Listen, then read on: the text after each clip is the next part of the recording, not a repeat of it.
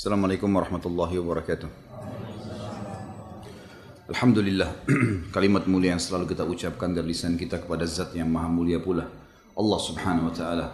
Tidak ada sekutu baginya dalam segala hal, terutama dalam penciptaan, baik di langit maupun di bumi. Dan dia telah menggantungkan segala nikmat dari makanan, minuman, pakaian, kesehatan, dan apapun yang kita butuhkan untuk roda kehidupan di muka bumi ini dengan memuji namanya Alhamdulillah.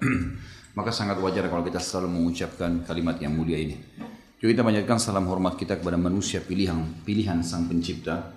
Dengannya lah risalah kerasulan dan kenabian ditutup, dan juga dia dinobatkan menjadi pimpinan anak Adam pada hari kiamat. Orang yang pertama mengetuk pintu surga dan akan masuk ke dalamnya. Siapapun yang mengikuti manusia terbaik ini, maka hidupnya akan tentram karena tahu mana halal, mana haram, mana yang dilarang dan mana yang diperintahkan oleh Sang Pencipta. Dan pada saat meninggal masuk ke dalam surga bersama dengannya. Sang Pencipta Allah bersama malaikat telah mengucapkan salam hormat kepada manusia terbaik ini, maka sangat wajar sebagai pengikut setia kalau kita selalu membacakan salawat dan taslim kepada Nabi besar Muhammad sallallahu alaihi wasallam. Semoga Allah berkahi saudaraku seiman. Kita akan bahas ke depan lanjutan mahkota pengantin dan kita masuk di pasal salat istikharah. Salat tentunya dalam bahasa Arab dan seluruh ulama fikih kita sudah memberikan definisinya. Kalau dari sisi etimologi adalah doa. Salat itu adalah doa, sisi bahasa. Dari sisi istilah atau terminologi, kalau bahasa ilmiahnya kita sekarang, adalah gerakan dan bacaan tertentu yang dimulai dari saat takbir dan diakhiri dengan salam. Kurang lebih seperti itu salat. Dan salat ini ada yang wajib, ada yang sunnah. Salat wajib sudah masyhur adalah 5 waktu salat. Kemudian juga ada salat Jumat bagi laki-laki, sholat jenazah bagi sebagian muslimin dan gugur kalau sudah ada yang mengerjakannya, tapi tetap dia wajib kalau tidak ada yang mengerjakan. Kemudian juga masuk di dalamnya sholat-sholat yang sifatnya memang ditekankan sekali seperti istisqa, minta turun hujan, atau sholat gerhana, khusuf dan kusuf dan seterusnya. Ada sholat yang sunnah. Sholat sunnah juga yang dibagi dua oleh para ulama. Ada sifatnya sunnah yang ditekankan sekali, namanya sunnah muakkadah. Sunnah muakkadah ini seperti sholat sunnah rawatib, qobliyah dan ba'diyah, wajib. Ada sholat duha, sholat malam, sholat witir. Ini semua sholat yang sifatnya sunnah muakkadah, sangat ditekankan. Masuk dalamnya sholat istikharah. Ada sunnah yang lain adalah sunnah yang sifatnya nafilah namanya. Artinya dia diperintahkan tapi tidak selevel dengan sholat sunnah muakkadah tadi. Karena perintah ada tapi tidak ada banyak janji-janji yang dijanjikan di situ. Seperti sholat taubat, sholat sunnah wudu. Ya. Ini semua masuk dalam sunnah, tapi bukan seperti tadi sunnah muakkadah yang sudah kita berikan contoh-contohnya. Jadi kita sedang membahas salah satu dari sholat sunnah yang muakkadah, yang sangat ditekankan. Itulah istikharah. Istikharah ini diambil dari kata-kata istakhara yastakhiru, yang berarti meminta petunjuk. Dan kalau kita sambung sholat istikharah, kata ulama sama dengan jalan pintas berdoa kepada Allah. Jalan pintas. Jadi istikharah ini teman-teman sekalian, kalau orang mau pintas, ingin cepat mendapat jawaban dari Allah, baik dalam memilih salah satu dari dua kegiatan atau memilih mana yang terbaik. Kadang-kadang dia harus tinggalkan atau dia kerjakan. Atau memang dua-duanya baik tapi dia masih bingung memilihnya. Para sahabat mengatakan, ridwanullahi alaihim, Rasulullah SAW dalam hadis sahih mengajarkan kepada kami istikharah sebagaimana mengajarkan kepada kami ayat-ayat Al-Quran. Jadi saking pentingnya, sampai harus istikharah. Dan para sahabat itu sampai beristikharah kepada hal-hal yang mungkin sebagian orang kita anggap tidak perlu istikharah. Seperti masalah dia mau beli sebuah produk, beli atau tidak. Misal kita mau beli baju, beli atau enggak ya. Mungkin di situ tidak perlu istikharah. Tapi karena dia mau betul-betul panduan dan petunjuk dari Allah, baik enggak nih, sampai diistikharahkan baju itu dibeli atau enggak. Seseorang di antara mereka pengen makan makanan tertentu, dia bingung makan atau enggak nih.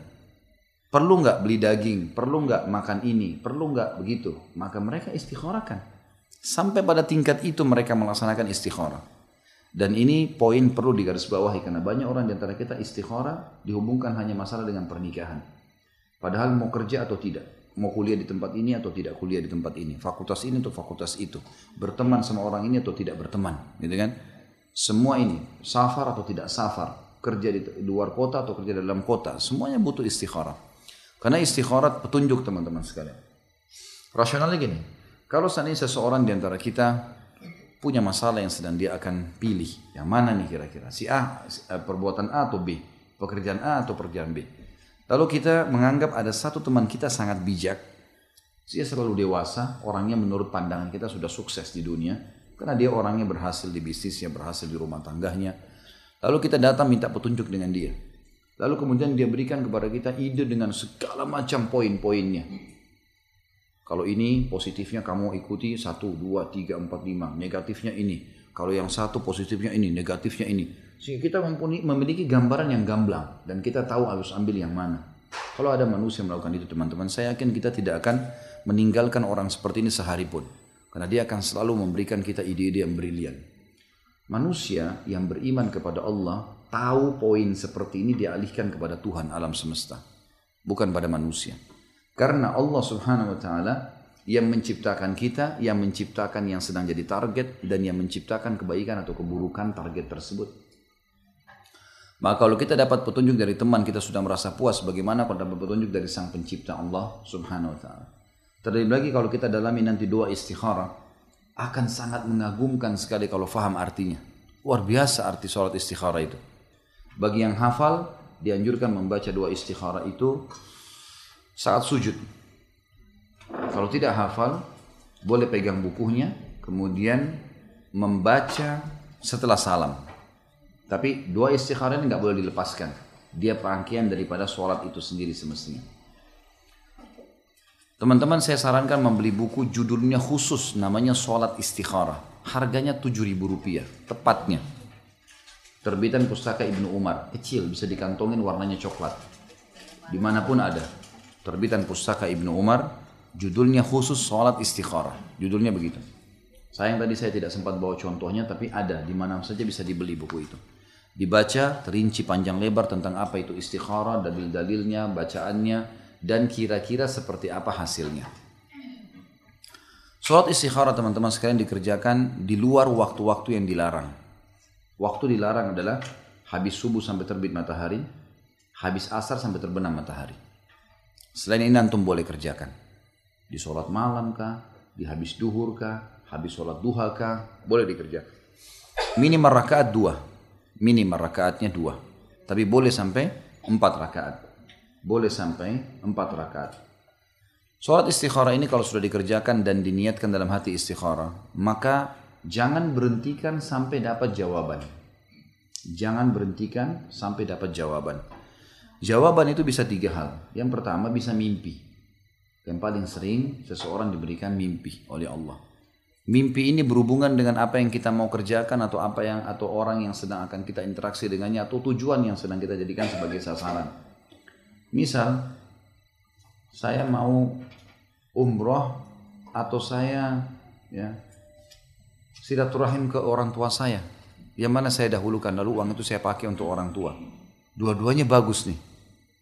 Lalu kita istikharah. Malam hari setelah istikharah kita mimpi ketemu dengan orang tua.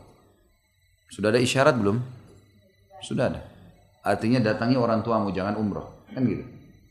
Mimpi ketemu orang tua berarti sudah jelas. Atau kita mimpi menggunakan kain ihram. Atau melihat Ka'bah. Berarti umroh terlebih dahulu. Petunjuk dari Allah. Karena petunjuk dari Allah dalam mimpi datang dalam bentuk sinyal. Sepintas. Ya. Cukup seperti itu. Sama halnya azan, ada bisikan malaikat, sholat. Sinyal. Tinggal kita ikuti atau tidak. Kan gitu. Tidak selamanya harus mimpi, bisa muncul yang kedua. Yang kedua ini adalah kecenderungan. Kecenderungan jiwa. Jadi kita lebih cenderung dengan A atau B. Pekerjaankah, tujuankah, sasarankah, atau lawan jenis yang akan kita menikah dengannya. Itu ada kecenderungan. Jadi hati kita lebih dominan. Yang ketiga, datang dalam bentuk informasi dari manusia lain. Seperti misal, kita pada saat sudah istikharah, dan pastikan teman-teman, tidak ada orang yang mau mengerjakan memilih satu dari dua perbuatan kemudian dia istikharah kecuali pasti dapat jawabannya. Nggak ada yang nggak dapat jawaban. Yang sering terjadi juga adalah poin ketiga. Dia akan mendapatkan informasi positif atau negatif tentang tujuan dan target dia. Misal, dia mau menikah, si A mau menikah sama si B, lalu dia istikharah. Tiba-tiba setelah 3 hari istikharah, seminggu istikharah, atau mungkin bisa sekali istikharah, Allahu a'lam. Tergantung Allah Azza wa Jalla mau kasih dia kapan. Tiba-tiba dia dapat informasi yang positif tentang calon pasangannya. Oh ternyata kita dapat informasi orang ini prestasi di sekolah. Oh orangnya bakti sama orang tuanya. Misal. Maka kita dapat informasi positif. Ya. Atau kita sebaliknya dapat informasi negatif. Informasi negatif itu seperti misalnya kita dapat informasi kalau dia ini ternyata pernah punya masalah dengan seseorang. Pernah punya masa lalu yang kelam. Pernah begini dan pernah begitu. Itu sudah cukup. Itu sudah jawaban istikharah. Jawaban istikharah. Gitu kan? Dan Allah Azza wa Jalla pasti akan memberikan jawaban. Baik mimpi, baik kecenderungan, ataupun ya, informasi yang positif atau negatif tentang target dan sasaran kita.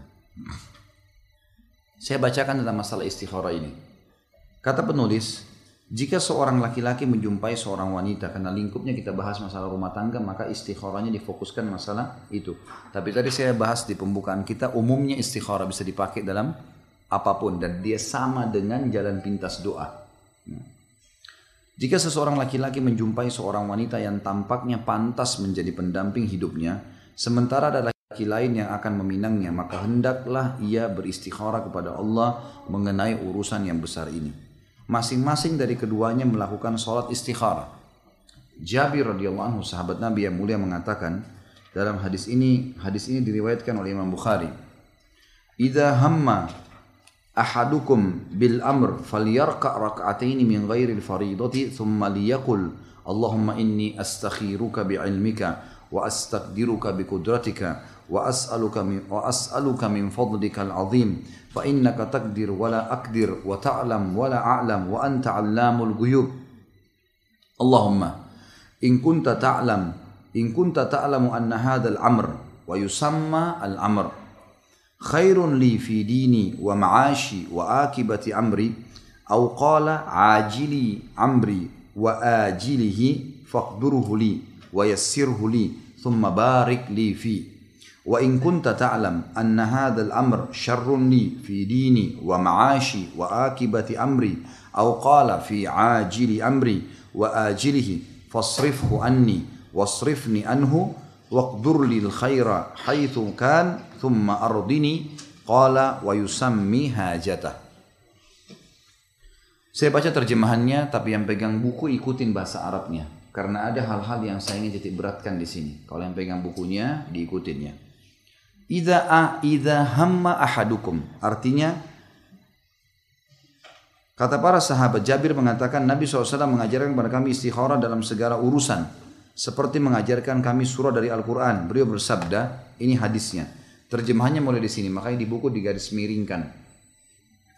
Jika salah seorang di antara kalian menghendaki, teman-teman maaf, di sini maju, agak maju, jadi yang ada yang telat datang masih bisa masuk. Merapat ya. Kasih kesempatan ikhwah yang lain. Jika salah seorang di antara kalian menghendaki suatu urusan, itu kalimat terjemahan dari bahasa Arab di atas, idza hamma ahadukum bil amr. Sampai sini kata-kata bil amr terjemahannya adalah jika salah seorang di antara kalian menghendaki suatu urusan. Sampai situ. Kalau bisa, yang pegang buku ini digaris bawahi, kalau pakai pensil tulis nomor 1. Kemudian di terjemahan juga di bawah di garis bawah tulis nomor 1. Jadi kita terjemahkan hadis ini berikut, karena kita akan pisahkan mana perkataan Nabi SAW dalam peringatan, mana doanya. Karena ini hadis ada doanya ya. Lalu kata Nabi SAW, "Falyarka' rak'ataini", maka laksanakanlah sholat 2 rakaat. Itu falyarka' rak'ataini min ghairil faridah, selain sholat fardu. Ini digaris bawahi lagi, dikasih poin nomor 2. Artinya terjemahan dari atas. Jadi bahasa Arab di atas itu mulai dari falyarka' rak'ataini min ghairil faridah, Ini di garis bawahi, tulis angka 2 di atasnya kecil. Di bawah juga terjemahannya begitu.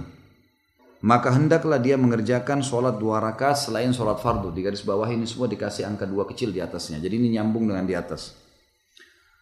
Thumma liyakul. Jadi perintahnya adalah sholat 2 rakaat. Kemudian dia mengucapkan. Thumma liyakul. Kemudian ucapkanlah. Ini kata-kata kemudian ucapkanlah di garis bawah kasih poin nomor 3. Dari terjemahan atas. Masuk ke doanya sekarang. Ini doa yang dibaca. Dan renungi baik-baik maknanya apa yang saya sampaikan.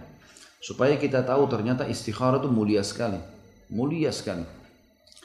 Kata Nabi SAW, dia harusnya membaca doanya mulai masuk. Allahumma. Artinya, ya Allah. Inni astakhiruka bi'ilmika. Di sini garis bawahi lagi. Allahumma inni astakhiruka bi'ilmika. Ini di garis bawahi kasih angka nomor 4. Allahumma inni astakhiruka bi'ilmika. Yang artinya, ya Allah, sesungguhnya aku beristikharah atau memohon pilihan, petunjuk kepadamu dengan ilmumu. Ini poin 4 semua ini. Allahumma inni astakhiruka bi'ilmika. Itu bahasa Arabnya ya. Ini tentu kalau sudah sering istikharah sepanjang apapun ini terhafal nantinya. Allahumma inni astakhiruka bi'ilmika. Ini dikasih angka 4 di atasnya bahasa Arabnya. Terjemahannya, ya Allah, aku memohon, aku beristikharah, memohon pilihan, petunjuk darimu dengan ilmumu. Ilmunya Allah, bukan lagi ilmu manusia nih. Allah sebagai pencipta yang tahu benar siapa tuh perempuan, siapa tuh laki-laki. Tahu benar sifatnya, kulitnya, urat sarafnya, segala macam berhubungan dengan dia dengan ilmumu ya Allah. Saya minta petunjuk tentang ini. Ini bukan main-main bahasanya. Ya. Lalu dilanjutkan di sini, wa astaqdiruka biqudratika. Di garis bawahi kasih angka 5 di atasnya. Wa astaqdiruka biqudratika. Terjemahannya, dan meminta ketetapanmu dengan ketetapanmu. Meminta keputusan ini agar yang aku ambil setelah ini keputusanmu. Wa astaqdiruka biqudratik. Makna tepatnya, dan aku akan mengambil keputusan ini sesuai dengan keputusanmu. Jadi jangan sampai aku yang ambil keputusan ini ya Allah. Memang keputusanmu ini. Angka 5 di atasnya. Kemudian wa as'aluka min fadlikal azim. Ini garis bawahi tulis angka 6 di atasnya. Wa as'aluka min fadlikal azim. Dan aku memohon kepadamu dengan karuniamu yang besar. Kalau ini menjadi hakku nanti, aku dapatkan, jadikan ini karunia. Dalam bahasa Indonesia ada pemberian, ada karunia. Beda ya. Pemberian itu biasanya digunakan untuk sesuatu yang kecil. Karunia sesuatu yang besar. Ini biasa, itu luar biasa. Makanya biasa kalau dapat anak orang bilang dikaruniakan anak. Tidak digunakan kata-kata beri. Lebih tepatnya karunia. Sesuatu yang luar biasa dikatakan karunia. Jadi kita minta di sini, dan aku mohon ya Allah jadikan apa yang nanti jadi keputusan ini karuniamu. Sesuatu yang sangat istimewa luar biasa untuk aku. Itu maknanya. Ini renungi per doa ya. Ini maknanya bobotnya luar biasa kepada Sang Pencipta Allah. Lalu itu di garis bawah kasih angka 6 di atasnya. Fa innaka taqdir wala aqdir. Wa ta'lam wala a'lam. Wa anta 'allamul ghuyub. Ini di garis bawahi semua, kasih angka 7 di atasnya. Fa innaka taqdir wala aqdir wa ta'lam wala a'lam wa anta 'allamul ghuyub. Ini angka 7 di atasnya. Artinya, karena sesungguhnya kau maha kuasa dan aku tidak kuasa. Fa innaka taqdir wala aqdir. Wala a'lam wa ta'lam wala a'lam, dan engkau maha mengetahui sementara aku tidak tahu. Wa anta 'allamul ghuyub, dan engkau zat yang maha mengetahui perkara-perkara yang gaib. Ini gaib bagiku ya Allah, saya tidak tahu. Ini baik atau enggak saya enggak tahu, tapi kau penciptanya ya Allah. Ini ikrar tauhid kepada Allah ya. Pengikraran mengakui kemahakuasaannya Allah sementara kita tidak mampu. Jelas sampai sini? Hah? Ada yang mau bertanya? Ulangin ya. Terakhir. Terjemahannya maksudnya? Kamu pegang buku nggak? Enggak. Baik. Terjemahan yang terakhir yang mana nih? Ya. Fa innaka takdir. Fa innaka takdir. Fa innaka itu sungguhnya kamu. Takdir mampu. Wala akdir dan saya tidak mampu. Wa ta'lam dan kamu maha tahu. Wala a'lam dan saya tidak tahu. Wa anta allamul ghuyub dan kau zat yang mengetahui semua perkara gaib. Ini semuanya tidak ada ilmu saya di sini nih, ya Allah. Kembalikan kepada Allah sepenuhnya. Ini ikrar tauhid, pengesaan Allah. Sekarang kita masuk ke doanya. Ini semua teman-teman sekalian adalah pengikraran tentang kemahakuasaannya Allah. Dan memang dalam doa kita dianjurkan untuk memuji Allah dulu. Makanya pernah ada sahabat teman-teman sekalian masuk ke masjid, tiba-tiba langsung ucapin kalimat Allahumma gfirli. Artinya ya Allah ampuni saya. Kata Nabi SAW, istajala hadha. Orang ini buru-buru sekali. Mestinya dia memuji Allah, membacakan salawat untukku, baru kemudian dia sampaikan hajatnya. Makanya surah Al-Fatihah, 4 ayat pertama pujian kepada Allah kan. Alhamdulillahirabbil alamin, segala puji bagi Allah Tuhan alam semesta, Ar-Rahmanir Rahim yang Maha Pengasih, Maha Penyayang, Malik Yaumiddin, Raja yang memiliki hari kiamat. Iyyaka na'budu wa iyyaka nasta'in, hanya kepadamu kami menyembah, hanya kepadamu kami minta tolong. Kan semua pujian. Baru masuk doa, ihdinas siratal mustaqim sampai akhir doa. Berarti penyampaian hajat setelah memuji Tuhan dulu, Allah Subhanahu wa taala. Ini sudah umum ya. Kalau di alam manusia tidak mungkin seseorang menyampaikan ke atasannya, ke presiden kah, ke raja kah, hajatnya tanpa menyampaikan puji-pujian. Biasanya begitu. Kepada yang terhormat di perusahaan misalnya. Itu kan pujiannya, ya. Seperti itulah. Kita masuk ke doanya sekarang. Tadi itu poin 7 ya. Lihatnya tulis 7. Fa innaka taqdir wala aqdir wa ta'lam wala a'lam wa anta 'allamul ghuyub. Tulis 7 kecil di atasnya, di terjemahnya juga ditulis di bawah digarisi angka 7. Kita sekarang mulai masuk ke doa permintaan kita. Allahumma, ya Allah, in kunta ta'lam.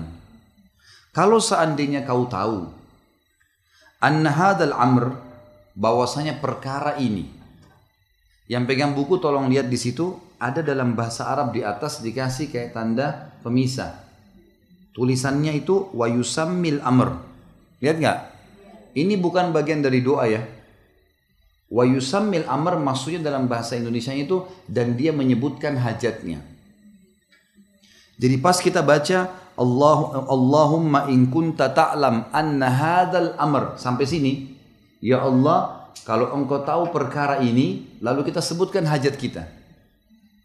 Misal pernikahan saya sama fulana, pernikahan saya sama fulan, kerja saya jenis usaha ini, misalnya mau dagang bangunan atau saya mau jual mobil atau saya mau ini dan seterusnya. Disebut bahasa Indonesia boleh bahasa Indonesia, hajatnya boleh sampaikan bahasa Indonesia, hajatnya di sini. Tapi jangan sampai kalau teman-teman hafal dari buku ini doa istikharah, kemudian dia bilang Allahumma in kunta ta'lam anna hadzal amr, terus dia sambung wa yusamma ya, hajata atau yusamma al-amr. Ini salah, yusamma amr bukan doa. Jelas sampai sini? Sudah pakai bahasa Indonesia loh ini. Ya, harus dimengerti karena jangan sampai salah. Yusamma al-amr dalam bahasa Arab sekali lagi di hadis itu adalah artinya dan dia sebutkan hajatnya. Jadi kita sampai Allahumma in kunta ta'lam anna hadzal amr, ya Allah kalau kau tahu perkara ini, lalu dia sebutkan hajatnya. Pernikahan saya sama fulan, hajat ini dan seterusnya. Sampai di sini teman-teman sekalian, ya.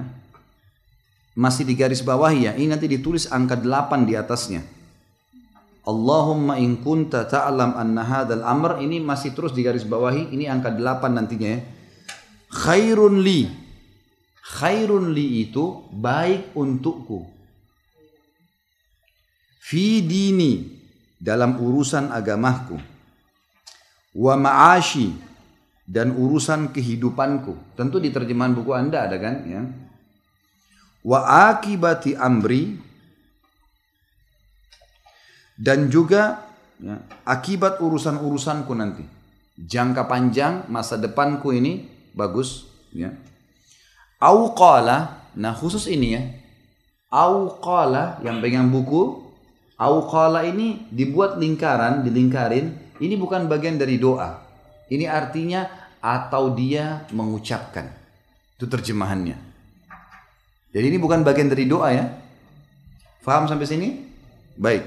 Au qala atau dia mengucapkan maksudnya ajili amri. Ajil itu pakai ain awalnya adalah sesuatu yang sudah dekat untukku. Lanjutnya wa ajilihi pakai hamzah.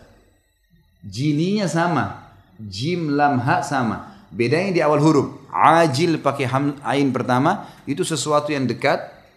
Ajil pakai hamzah artinya sesuatu yang jauh. Ya. Di sini dikatakan atau dia mengucapkan bahwasanya sesuatu ini baik untuk waktu terdekatku dan juga masa depanku, waktu yang terlambat, yang ke depan. Faqdurhuli. Faqdurhuli ini fi'lul amr dalam bahasa Arab. Kata kerja itu ada 3 dalam bahasa Arab. Ada fi'lul madhi, sesuatu yang sudah lampau. Ada fi'lul mudhari', sesuatu yang sedang terjadi. Ada fi'lul amr, kata perintah. Permintaan kita di sini minta kepada Allah dengan sangat santun, dengan sangat baik. Faqdurhuli, takdirkan buat saya. Kalau sudah jelas ini baik buat agamaku, kehidupanku, masa depanku, ya, semuanya baik. Faqdurhuli, jadikan takdir saya ini. Wa yassirhuli, dan mudahkan itu buat saya. Tambah lagi, thumma, kemudian barik li fi, berkahi saya di situ. Tahu berkah teman-teman? Berkah itu kalau makanan satu piring bisa dimakan oleh banyak orang. Itu namanya berkah. Cukup. Gaji 1 juta bisa banyak orang yang nikmatin. Gitu kan? Jadi berkah. Sampai sini teman-teman digarisbawahi dari awal tadi Allah yang dikatakan khairun li Allahumma in kunta ta'lam anna hadzal amr ya khairun li fi dini wa ma'ashi wa akibati amri au ajili amri wa ajili ya faqdurhu li wa yassirhu li thumma barik li fi. Ini digarisbawahi semua, ditulis angka 7 di atasnya. 8 8. Alhamdulillah, berarti masih hadir. Giliran Ustaz salah sedikit diprotes. Baik. Sampai sini 8 ya. Nah, ini sudah jelas syadz namanya. Syadz itu berarti nyimpang. Baru 8 Bu, sabar.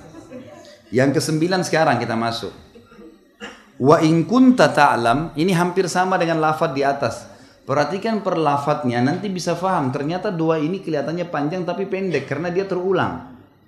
Lanjutannya mirip dengan awal tadi.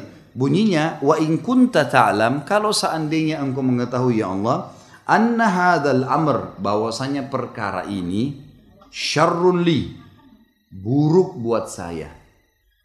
Fi dini, di agamaku, wa ma'ashi, dalam kehidupanku, wa akibati amri, dan akibat-akibat dari urusanku, akibat di usaha, akibat di kesehatan, akibat di apalah pendapatan, semuanya. Au qala, sama ini. Au qala lingkarin. Ini bukan bagian dari doa. Artinya atau dia mengucapkan. Jelas ya? Baik. Au qala fi ajili amri. Ajil. Tadi saya sudah bilang kalau pakai ain berarti sesuatu yang dekat. Wa ajilihi pakai hamzah dan sesuatu yang jauh. Waktu dekat dan waktu jauh. Fasrifhu anni. Kata-kata sarf, teman-teman perhatikan makna bahasa Arab detail. Kalau Bapak Ibu lagi umroh atau haji, kemudian mau tukar uang di money changer, bahasa Arabnya sarraf. Tahu sarraf itu apa? Kita datangkan sesuatu, ditukar sama dia. Ya, bawa duit dolar, tukar sama rupiah. Bawa duit rupiah, tukar sama real. Itu namanya sarraf dalam bahasa Arab. Kita beri sesuatu, kita dikasih sesuatu. Penukaran, gitu kan? Maka di sini makna doanya adalah fasrifhu anni. Ini yang sedang saya minta ya Allah. Isrif itu artinya hilangkan dari saya tapi ganti. Jadi kita minta ganti sama Allah. Ini alihkan ya Allah, jauhin dari saya tapi ganti. Minta gantinya. Fasrifhu anni, alihkan dia. Hilangkan dia dari saya, tapi ganti yang lainnya. Wasrifni anhu, dan juga saya alihkan dari dia. Jadi bukan cuma kita. Nanti tiba-tiba kalau orang itu buruk, kita jadi hilang kecenderungan. Bukan cuma saya Allah, dia juga hilangkan kecenderungannya. Karena kalau kita sudah hilang, ternyata dia enggak, kan jadi masalah juga nih. Maka lihat bagaimana luar biasanya. Jadi kalau misal kita mau buka satu usaha, ternyata ada haram, Allah enggak mau. Kita minta kepada Allah Azza wa Jalla untuk dihilangkan. Ya Allah, alihkan ini, tapi ganti yang lebih baik. Dan juga ini harus hilang dari saya ini. Orang pun yang nawarin usaha ini, nanti dia dapat gantinya lebih cocok. Jangan saya. Gitu. Jelas ya? Maknanya luar biasa ini. Waqdurli, dan takdirkan buat saya al khaira. Waqdurli khair. Takdirkan buat saya kebaikan. Haitsu kan. Dimanapun itu. Jadi setelah saya teralihkan pun dari ini, karena mungkin semangat mau menikah sama orang itu, semangat mau buka usaha, semangat mau pindah kota gitu kan. Ternyata kita sudah terlanjur cenderung, biasa ada orang begitu, kecenderungan duniawinya ada. Tapi setelah istikharah beda, karena dia minta saya dialihkan dari ini kecenderungan tersebut, dia juga dialihkan dari kecenderungan tersebut. Jadi nanti kalau kita misalnya mau pindah kota atau enggak, kita sudah semangat nih mau ke Australia, mau semangat pergi ke Amerika. Setelah istikharah nggak ada kecenderungan. Nanti keindahan-keindahan pun berhubungan dengan tempat itu akan hilang dari pikiran kita. Allah SWT hilangkan karena sarf itu diganti. Pemikiran tentang itu berganti dengan pemikiran yang lain. Dan takdirkanlah semua kebaikan dimanapun itu berada. Haitsu kan. Kemudian dikatakan lagi dalam lanjutan doa yang luar biasa. Thumma ardini. Kemudian buat saya ridho. Buat saya mau terima takdir yang tergantikan itu. Jelas sampai sini, ini di garis bawah ditulis angka 9 di atasnya. Terakhir, yang pegang buku ada tulisan apa terakhir di situ? Qala wa yusammi hajata. Ini tidak ada hubungannya dengan doa ini. Ini qala maksudnya berkata Nabi Muhammad SAW wa yusammi hajata, dan dia sebutkan hajatnya. Ini enggak ada hubungannya sama doa. Jelas sampai sini ya? Baik. Jadi jangan sampai tercampur baur antara doa sama penyampaian Nabi SAW dalam bentuk hadis, ya. Seperti tadi dikatakan, siapa yang mau menyelesaikan atau memilih sebuah hajat, maka dia sebaiknya ruku 2 rakaat dan seterusnya. Dan juga apa yang dikatakan, ditambahkan dalam riwayat disebutkan hajatnya, ini juga tidak masuk dalam doa itu sendiri. Doa ini mengandung makna yang sangat luar biasa. Sebagaimana saya katakan tadi, lebih afdal kalau bisa dibaca dalam sujud, gitu kan? Dalam sujud, ulama bilang dibaca dalam sujud. Karena ada hadis Nabi SAW yang mengatakan, ya, kalau kalian ruku agungkan Allah, kalau kalian sujud perbanyak doa. Diboleh orang membaca pada saat dia sedang sujud. Kalau tidak dihafal misalnya, maka buku doa ini misalnya habis salam baru dipegang, baca, nggak apa-apa. Atau dipindahkan ini, difoto di HP misalnya supaya lebih kecil, gitu kan? Jangan dibaca. Tinggal tadi saya bilang di garis bawahi kata-kata yang tidak boleh disebutkan wa yusamma hajata tadi, atau thumma wa yusammi hajata di akhir hadis.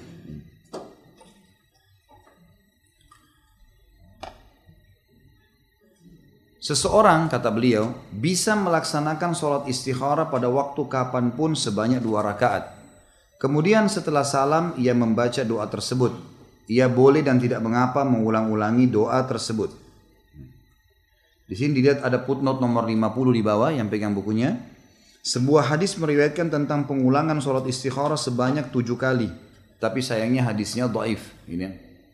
Namun seseorang boleh mengulanginya dengan bilangan yang disukainya tanpa membatasi dengan waktu dan jumlah. Karena hadis tentang 7 kali mengulangi sholat ini adalah lemah. Tapi karena ada perintah dari Nabi SAW untuk mengulangi sholat 2 rakaat, maka dia boleh 2 rakaat salam, kemudian dia kerjakan lagi 2 rakaat. Tanpa menentukan jumlah khusus, dia merasa tenang, kemudian dia berhenti, boleh saja. Ia boleh dan tidak mengapa mengulang-ulangi doa tersebut, kata beliau. Salat istikharah adalah doa dan tidak ada salahnya mengulang-ulangi doa.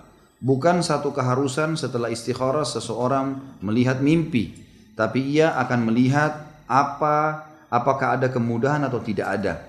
Ada ketenangan jiwa untuk melakukan urusan tersebut atau tidak ada. Jadi seringkali kadang-kadang ada yang menghambat, ada saja masalah yang menghambat. Jadi akhirnya kita kayak ada hambatan, tidak bisa melangkah. Itu juga termasuk informasi tadi saya bilang bagian yang ketiga. Si wanita juga melaksanakan sholat istikharah. Ia beristikharah kepada Rabb semesta alam perihal laki-laki yang datang meminangnya. Jika ia melihat pada dirinya apa yang mendorongnya untuk menerimanya. Bukannya seorang wanita melaksanakan istikharah ketika ada pemabuk datang melamarnya. Artinya tidak ada istikharah dalam kemaksiatan. Ya, saya mau pergi umroh atau tamasya ke Amerika, nggak ada istikharah di sini. Umroh jelas, tamasya ke sana bisa banyak dosa, nggak mungkin bertemu.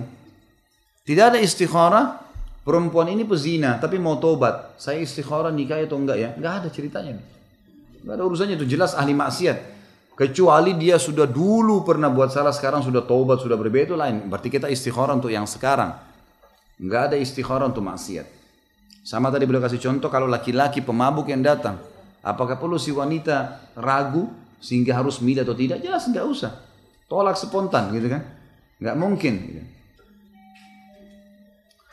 Misalnya kata beliau, ada orang yang meninggalkan sholat lagi melalaikan urusan agamanya, sebab ia harus menolak sejak awal menjalin hubungan dengan pria yang meremehkan hak Robnya. Bila ia meremehkan hak-hak Robnya, maka bagaimana mungkin ia akan memelihara dan memberikan hak-hak dirinya? Kalau orang ini tidak bisa menjaga hubungan sama Tuhan, apalagi hubungan sama manusia. Pastilah. Ingat, fisik, ya, cinta, dan apapun yang berhubungan dengan kemasan rumah tangga, itu nomor 30. Nomor yang pertama agama. Nomor kedua agama, nomor ketiga agama, sampai 29. Jadi nanti nomor 30 tuh. Agama semuanya. 29 poin saya kasih agama semua. Cuma satu yang lainnya. Karena itu semua akan tertinggal. Kalau ada orang cacat fisik total di muka bumi ini, seorang mukmin tahu itu hanya dunia. Kalau ada orang lahir matanya buta, telinganya tuli, tangan kakinya puntung semua, bagi orang beriman tahu itu hanya duniawi. Kalau dia mati fisiknya itu sudah hancur dimakan oleh tanah, di akhirat dikasih fisik baru. Gak ada hubungannya sama sekali fisik. Bukan berarti kita tidak boleh cari fisik sempurna, kalau ada alhamdulillah. Tapi ada orang tidak menikah-nikah karena buat masalah nih, buat dirinya sendiri. Ada salah satu orang yang saya kenal, semoga Allah kasih hidayah, sampai sekarang umurnya laki-laki itu sudah hampir 50-an mungkin ya, nggak nikah. Saya tanya kepada keluarga, kenapa nggak suruh nikah? Suruh nikah orang ini. Dia tidak punya kekurangan fisik, orangnya Masya Allah. Punya kelebihan fisik. Pekerjaannya memang agak pas-pasan, tapi bisa dia cari wanita sepadan. Saya sampai pernah duduk sama dia di mobil, saya tanya, kenapa akhi belum menikah? Oh iya, doakan insya Allah Ustaz. Doa saya doain, tapi ente harus melangkah. Gitu kan? Nggak mungkin ini. Kan gitu. Ternyata ada kerabatnya bilang, dia bilang sama ibunya, saya mau menikah kalau saya dapat wanita mukanya seperti ibu saya. Ini ngerumitin diri nih. Ibunya Allah ciptain cuma satu. Gimana cara? Tidak mungkin. Jadi tidak mungkin terjadi. Jadi jangan rumitin permasalahan, gitu kan? Minta sama Allah Subhanahu wa taala agar dimudahkan. Dan begini juga. Seringnya seseorang itu banyak menonton sesuatu yang haram, teman-teman. Lihat film-film, lihat artis-artis yang memang punya kelebihan fisik. Ini mematikan persepsi antum untuk menikah dengan orang yang baik. Karena yang kita rekam adalah kelebihan fisik saja. Ini berbahaya ini. Ada orang subhanallah tidak berpikir ke situ karena memang fitrahnya masih baik. Dia memang mau melangkah menikah. Karena ini sunnatullah. Umur terus berjalan, tidak mungkin kita tunda. Gitu kan? Toh nanti di akhirat sudah berbeda ceritanya. Akhirat sudah berbeda semua. Bapak Ibu bisa ikutin ceramah saya di YouTube tentang surga dan neraka. Panjang lebar saya jelaskan. Semua orang berubah. Di akhirat tidak lagi orang jelek. Semua laki-lakinya gagah seperti Yusuf alaihissalam. Tidak ada lagi kekurangannya. Tingginya seperti Adam, hatinya seperti Ayub. Semua perempuan seperti Hawa. Hawa wanita tercantik di dunia. Tidak ada lagi kekurangan fisik.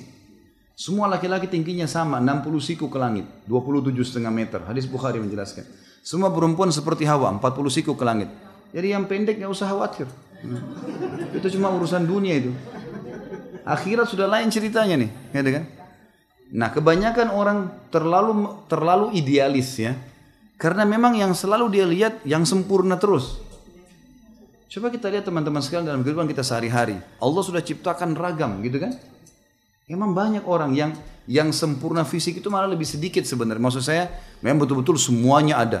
Mungkin dari kulitnya, dari matanya, dari segala macam sempurna itu, tapi tidak banyak. Umumnya manusia tidak seperti itu. Jadi jangan sampai kita lari ke idealnya itu, gitu kan? Sehingga tidak mau menikah gara-gara masalah fisik saja. Makanya selalu diingatkan agama itu yang penting, gitu kan? Kata beliau, namun siapa yang mengetahui bahwa sudah ada pemuda lain yang datang untuk meminangnya, maka ia boleh datang untuk meminangnya juga. Sebab, ya, maaf di sini dikatakan, siapa yang mengetahui bahwa sudah ada pemuda lain yang datang untuk meminangnya, maka ia tidak boleh datang untuk meminangnya juga. Sebab Nabi SAW melarang itu dalam hadis Bukhari Muslim. Jadi kalau ada perempuan A, sudah dilamar oleh perempuan B, sudah datang meminta, laki-laki baik. Ada perempuan A dilamar oleh laki-laki, gitu kan? Maka kalau ada laki-laki lain C yang mau melamar, tidak boleh diterima. Tidak boleh datang melamar. Dan tidak boleh juga diterima, kecuali sudah dibatalin dulu si B, gitu kan? Kata Nabi SAW, dalam riwayat dikatakan, nahan Nabi SAW an yakhtubar rajulu ala khidbati akhihi hatta yatrukal khatibu qablahu au ya'zana lahul khatib. Nabi melarang seorang meminang pinangan saudaranya hingga peminang sebelumnya meninggalkannya, atau si peminang memberi izin kepadanya. Tentu di sini maksudnya pinangan ini datang, keluarga perempuan sudah mengiyakan, cuma minta waktu, ya, gitu. Istikharah dulu, minta waktu dulu, berpikir beberapa hari, gitu kan? Itu berarti sudah ada pembicaraan. Nggak bisa orang kedua datang sekarang masuk melamar lagi. Walaupun mau lihat, kata ulama, walaupun nazar nggak boleh. Sampai keluarga perempuan mengatakan maaf, kami masih belum bisa, misal sudah diputusin. Nah berarti sudah tidak ada kesepakatan di situ. Minta waktu ini berarti setuju ya. Sementara minta waktu itu berarti sudah setuju. Kalau ada di antara akhwat kita mengatakan saya minta waktu istikharah, itu berarti sudah setuju untuk sementara. Tapi dia masih bisa membatalkannya. Si laki-laki yang baru meminang tidak boleh juga masuk. Ini hampir sama hukumnya dengan tidak bolehnya menimpa sperma di atas sperma saudaranya, gitu kan? Seperti wanita hamil nggak boleh dinikahi oleh laki-laki lain sampai dia selesai melahirkan, kemudian baru boleh menikah. Misal ada seorang wanita cerai sama suaminya dan dia dalam keadaan hamil. Makanya iddahnya wanita hamil itu berapa lama? Khilaf di antara ulama di sini, masya Allah. Ulama-ulama di sini lagi pada khilaf nih. Sampai melahirkan, itu yang rajih. Saya ambil pendapat yang benarnya. Jadi Allah mengatakan sampai hatta yada'na hamlahun dalam surah At-Talaq, sampai perempuan itu meletakkan bayinya. Itu iddahnya, artinya iddah ini boleh kembali dengan suami yang menceraikannya. Kan kalau perempuan diceraikan tanpa hamil, iddahnya berapa lama? Baik, 3 bulan saja. 10 hari ini jauh. Ini 10 hari kalau orang meninggal suaminya, baru iddahnya 4 bulan 10 hari. Oh ya. Makanya jangan berikhtilaf sebelum punya ilmu. Ini ahli ikhtilaf semua nih. Jadi kalau perempuan diceraikan oleh suaminya dalam kondisi tidak hamil, dia harus menunggu masa iddah 3 kali suci, 3 bulan, gitu kan? Jadi 3 bulan ini untuk mensucikan rahim, dipastikan tidak ada sperma yang akan berbentuk janin. Makanya ibu-ibu juga ambil pelajaran dari sini. Kalau mau tahu hamil atau tidak, bukan dilihat dari haidnya. Masa subur yang kemarin berhubungan badan, lalu bulan ini keluar haid, itu belum tentu tidak hamil.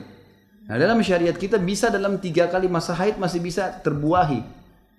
Masih bisa terbuahi dari buah dari sperma yang sebelumnya. Makanya ada ibu-ibu itu, dia haid.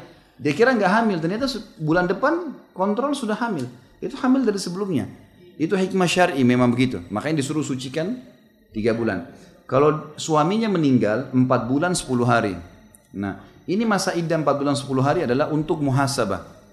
Muhasabah, siapa tahu si ibu juga ini meninggal seperti suaminya, bagaimana dia memperbanyak ibadah gitu kan. Kemudian juga dia memastikan diri untuk menentukan menikah lagi atau tidak.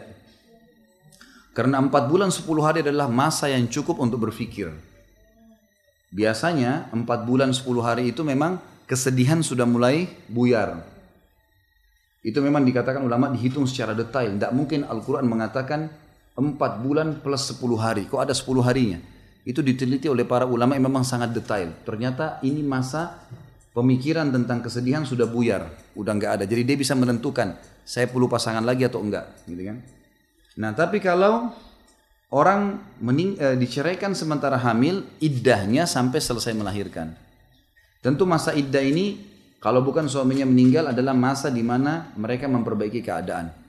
Kalau di masa iddah ini suaminya mau kembali, ada laki-laki lain melamar, tetap harus suaminya didahulukan. Kecuali suaminya ini buruk, gitu kan? Ahli maksiat baru ditolak. Baik. Selanjutnya kata beliau, demikian pula tidak boleh meminang wanita yang ditinggal mati suaminya hingga habis masa iddahnya. Namun peminang boleh meminangnya dengan sindiran. Sebagaimana firman Allah Subhanahu wa taala dalam surah Al-Baqarah 235. A'udzu billahi minasyaitonir rajim wa la junaha 'alaikum fima aradtum bihi min khidbatin nisa'i aw aqnantum fi anfusikum.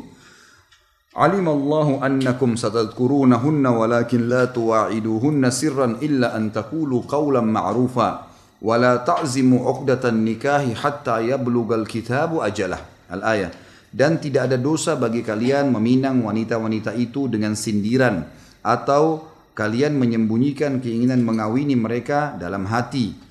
Allah mengetahui bahwa kalian akan menyebut-nyebut mereka dalam pada itu, atau karena itu janganlah kalian mengadakan janji kawin dengan mereka secara rahasia kecuali sekedar mengucapkan kepada mereka perkataan yang ma'ruf, dan janganlah kalian berazam atau bertetap hati untuk berakad nikah sebelum habis masa iddahnya. Sindiran itu begini, di zaman Nabi SAW, kalau ada seorang laki-laki meninggal mati syahid di medan perang, ini terjadi zaman Nabi SAW, maka istrinya dalam masa iddah, meninggal suami 4 bulan 10 hari. Kalau ada sahabat yang mau melamar istri mujahid yang mati ini, di masa iddah 4 bulan itu, maka yang dilakukan zaman dulu mereka melakukan sindiran. Sindiran itu misalnya lewat di depan rumah, kemudian dia berkata, wahai ummu fulan, ibunya fulan, kalau perempuan ini punya anak misalnya, kalau selesai masa iddah kamu, beritahukanlah kepada kami. Bahasa santun ya. Nanti kalau selesai masa iddah, si perempuan mengirim anaknya atau seseorang pembantunya ke rumah si laki-laki mengatakan, wahai Abu Fulan, iddah kami sudah selesai. Artinya boleh dilamar gitu. Ini namanya sindiran. Jadi tidak ada istilah langsung berbicara, langsung telepon, langsung janjian, langsung pergi, ini tidak ada. Haram dalam agama. Tidak boleh. Ya. Jangankan di masa iddah, selesai masa iddah saja tidak boleh. Dan sudah saya katakan, konsep ta'aruf dalam Islam ada 3 hal yang harus dititik beratkan. Tidak usah pacaran itu. Pacaran hanya boleh setelah akad nikah. Pacaran sampai capek nggak apa-apa. Keluar janjian, makan, tidur sama-sama, hamil nggak apa-apa. Loh ya, tapi setelah akad nikah nggak ada yang komplain. Enggak ada yang perlu takut. Ibu-ibu yang hamil karena suaminya bangga. Ibu hamil ya? Iya, alhamdulillah kan. Coba kalau dia perutnya besar, jalan tidak malu di jalan. Kalau hamil di luar nikah, ditutup, disembunyikan, takut, malu. Nggak boleh. Ta'aruf dalam Islam adalah yang pertama kenali fisik, dan yang boleh wajah dan telapak tangan. Sudah pernah saya jelaskan itu. Wajah simbol kepala sampai ke perut, telapak tangan, kemaluan sampai ke kaki. Cukup dilihat, oh iya, sudah selesai. Yang kedua adalah kenali keluarganya. Saya sudah pernah jelaskan dari keluarga ayah, laki-laki dan perempuan akan turun jalur fisik. Rambut, warna kulit, mata, paras wajah, semua ini, poster tubuh ini dari keluarga ayah semua. Makanya sering suami istri kita temukan beda dengan anaknya. Itu ternyata dari jalur ayah-ayahnya mereka. Bisa ayah si suami atau ayah si istri. Tapi yang dominan keluarga ayah ya. Dominan keluarga ayahnya. Jadi kalau bapak ibu menikah kemudian punya anak, maka pasti itu dari kebanyakan 80% dari jalur si suami, dari kakek-kakek dia. Kemudian yang ketiga adalah kenali dari ibu itu karakter, sifat. Jadi secara umum global keluarga ibu ini gimana? Oh baik-baik, dosen misalnya. Oh keluarganya baik-baik, pengusaha, ini, itu, dan seterusnya. Itu kita sudah bisa ambil global ya. Kalau ada 1-2 orang yang salah ini jangan dijadikan patokan. Misal ada keluarga ibunya yang pemabuk 1-2 orang. Umumnya yang lainnya baik, maka sudah cukup jadi patokan umumnya keluarga. Yang ketiga lingkungannya. Tempat dia bekerja. Boleh kita bertanya, kamu kerja di mana? Di sini Allah mengatakan bolehnya kita berbicara. Kata Allah, dan jangan kalian mengadakan janji kawin, maksudnya komunikasi. Ya, dengan mereka secara rahasia. Kecuali sekedar mengucapkan kepada mereka perkataan yang ma'ruf. Maksudnya pertanyaan yang diperlukan. Ya. Kenapa kamu cerai? Misal, boleh bertanya. Oh saya cerai karena 1, 2, 3, 4, 5. Ya. Apa misi dan visi untuk menikah lagi? Saya mau membangun ini. Boleh orang bertanya. Kamu kalau lagi liburan kemana saja kegiatannya biasanya? Oh saya ke diskotik, saya ke bar, saya ke... Oh saya kalau liburan saya ada ibu saya tua, saya bakti, saya hadir di pengajian, saya biasa hari Sabtu di pengajian ini, hari Ahad di sini, tablik akbar di sana, udah bisa nilai. Nah, itu konsep ta'arufnya dalam Islam. Jadi kasus orang tulis di WhatsApp, di SMS, tanya namanya, tanya orang tuanya boleh dalam Islam. Sebatas itu, ya. Tapi tidak ada kirim gambar-gambar cinta hati apa segala. Ini nggak boleh. Haram hukumnya. Haram. Jelas. Ya. Kecuali kalau sudah suami istri, kirim sampai capek tangannya nggak apa-apa. Baik. Jelas ayatnya ya. Dan jangan kalian berazam, jangan langsung tentukan saya akan nikahi kamu. Jangan tentukan, Allah katakan itu. Untuk berakad nikah sebelum habis iddah. Jadi nggak boleh. Ibu-ibu nggak boleh buka pembicaraan saya akan terima lamaran langsung. Kau boleh nikahi saya setelah masa iddah. Nggak boleh bicara masalah ini. Setelah masa iddah nggak boleh bicara. Tidak boleh juga kalau dilamar pun setelah masa iddah. Saya masa iddah. Batas iddah saya sampai tanggal sekian. Itu baru boleh pembuka pembicaraan pun kembali kepada dalil sebelumnya ma'ruf. Nggak boleh ada maksiat. Nah itu. Jadi jelas semuanya. Nikah. Ya. Jadi jelas di sini dikatakan. Jadi masa iddah nggak boleh. Si laki-laki juga harus paham. Kalau perempuan itu masih masa iddah dia tidak boleh membicarakan masalah nikah. Tidak. Di sini bertek sampai Allah mengatakan jangan berazam, langsung menentukan. Selanjutnya atau wanita yang ditolak bayyin. Bayyin ini mabtuta dalam kurung. Bayyin maksudnya cerai yang sudah diucapkan 3 kali oleh suami. Kan cerai juga ada 2 ya. Ada cerai tolak raj'i, ada tolak bayyin kan gitu. Tolak raj'i, cerai yang boleh raj'i. Raj'i itu kembali. Cerai pertama, cerai kedua. Ini. Rujuk jamaknya, perilakunya. Raj'i proses kembali kembalinya, gabungnya. Tolak raj'i adalah perceraian yang boleh kembali 1, 2 gitu kan. Kalau sudah 3 kali diucapkan oleh suami ya, di waktu dan tempat di waktu yang berbeda.